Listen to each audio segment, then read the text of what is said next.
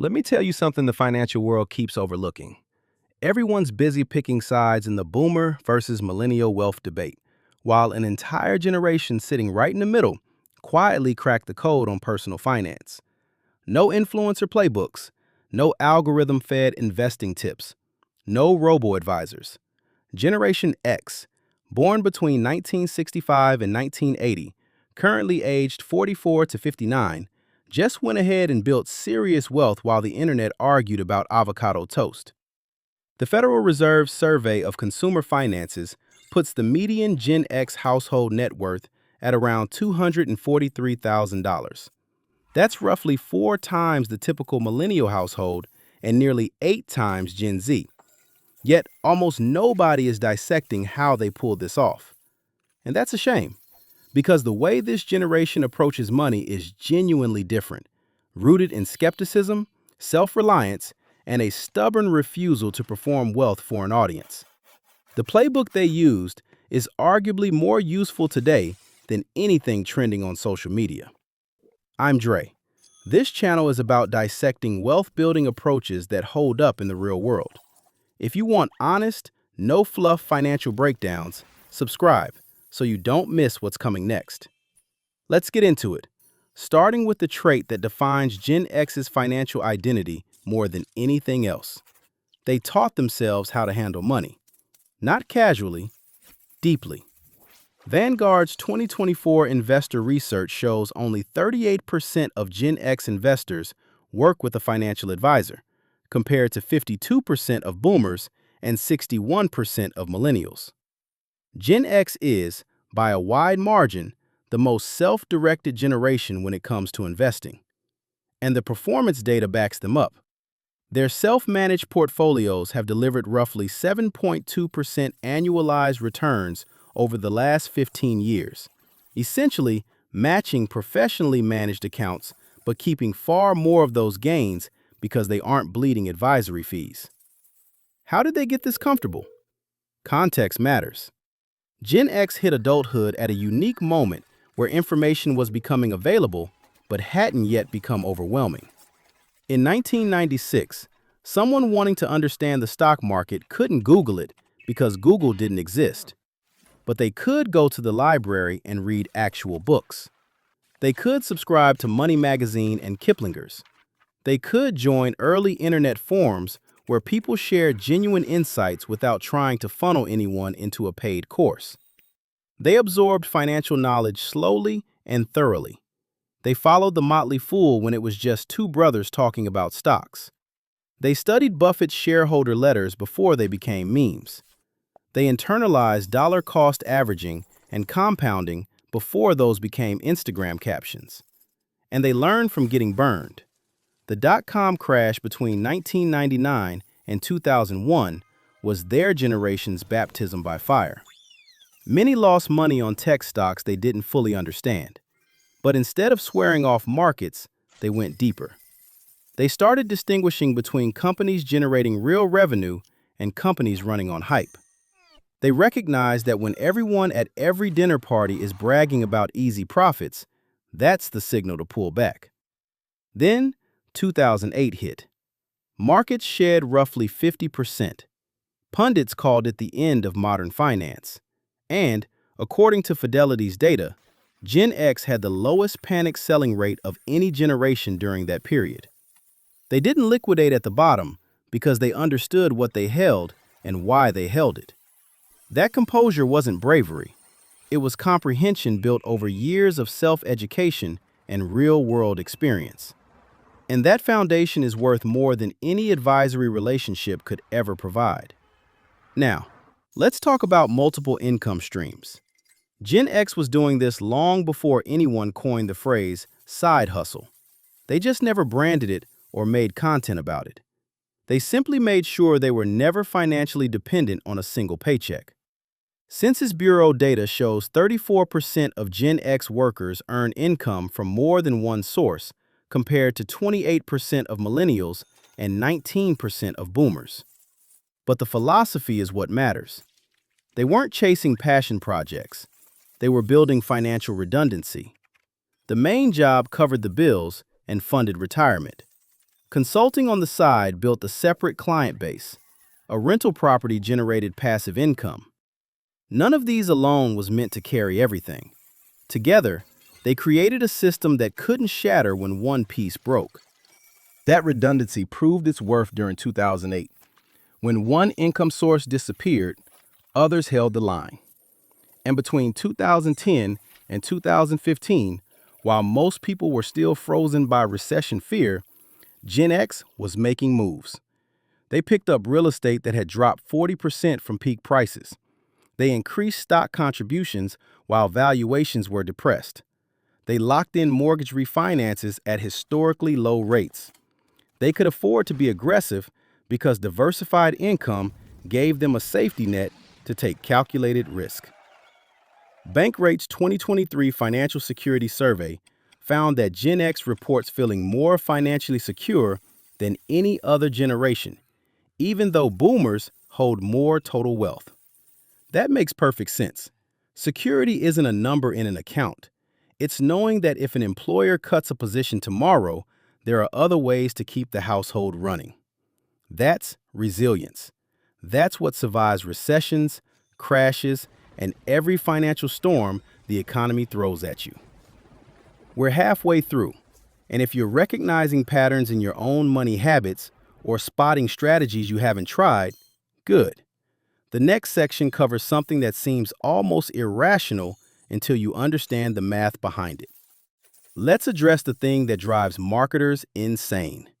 Gen X has money, and they refuse to show it. They've built real wealth, but you'd never guess it from how they live, what they drive, or what they wear. This is stealth wealth before stealth wealth became trendy, and it's not modesty, it's strategy. Pew Research found Gen X is the least likely generation to share financial wins on social media. They don't announce promotions, purchases, or vacations, and the benefit is enormous. When nobody in their circle knows what they're worth, nobody pressures them to spend. They're not locked into a lifestyle competition. Every spending decision gets evaluated against actual goals, not someone else's expectations. Picture a Gen X household sitting on solid investment accounts and driving a 12-year-old car with 180,000 miles on it. Not because they have to, because they did the math. Replacing it costs $45,000. That same amount invested at 8% turns into roughly $97,000 over the next decade. The car starts every morning. Why hand over $97,000 in future wealth for newer paint? This isn't penny pinching. It's a fundamentally different value system. Every dollar that doesn't go toward impressing someone compounds instead. And because they don't broadcast their financial position, nobody asks to borrow money they don't know exists. Invisible wealth just grows without interference. Gen X grew up in the 80s and 90s watching the previous generation stretch thin to maintain appearances. They saw the oversized houses, the leased luxury cars, the hidden credit card bills. They witnessed that performing wealth creates stress and debt. So they made a different choice. Financial security over financial performance every single time. Now let's talk about debt, because Gen X's relationship with borrowing is more nuanced than people assume. They're not anti-debt. They're surgically precise about what they'll finance. Federal Reserve data shows Gen X carries meaningful mortgage balances, but notably lower consumer debt than both boomers and millennials. They'll take on a $500,000 home loan without hesitation, but they won't put a $3,000 couch on a payment plan. Debt is acceptable only when it's attached to an asset that appreciates or produces income. Everything else gets paid in cash or it doesn't get bought. During the low-rate era from 2009 through 2021, they recognized cheap capital as an opportunity. They refinanced homes. They acquired rental properties. They used low-cost leverage to accelerate wealth. Simultaneously, they were aggressively eliminating credit card balances and auto loans. A mortgage at 3% on property appreciating at 4% is a net positive. Credit card debt at 18% on depreciating furniture is wealth destruction. Between 2010 and 2012, Gen X was the largest demographic group buying investment properties. They weren't brave. They were simply willing to act while fear kept others frozen, backed by diversified income and years of disciplined saving. The controversial truth is that being completely debt-free is actually suboptimal. Borrowing at 3% and earning 8% investing those funds means pocketing 5% on someone else's capital. But that only works with the discipline to invest the difference rather than consume it. Let's bring this together with the one advantage nobody can replicate: time. Gen X has been investing consistently for 25 to 30 years, and compound growth over that timeline produces results that look like magic, but are really just math. Starting with $500 a month in 1998 into a basic S&P 500 index fund, by January 2024, total contributions would reach $156,000. That account will be worth approximately $520,000, more than triple without a single clever stock pick, just showing up every month and letting time work. And they did this through absolute carnage. The Nasdaq lost 49% during the dot-com collapse. The S&P dropped 57% in 2008. Markets plunged 34% in 23 days during March 2020. Every time, credible voices insisted this crash was different. Gen X tuned them all out and kept contributing. Vanguard's 2024 research confirms they hold the highest rate of uninterrupted contributions spanning 20-plus years. They understood that consistency matters more than amount.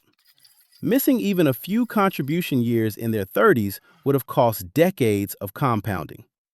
$500 every month for 26 years means choosing that contribution over newer cars, bigger houses, and better vacations.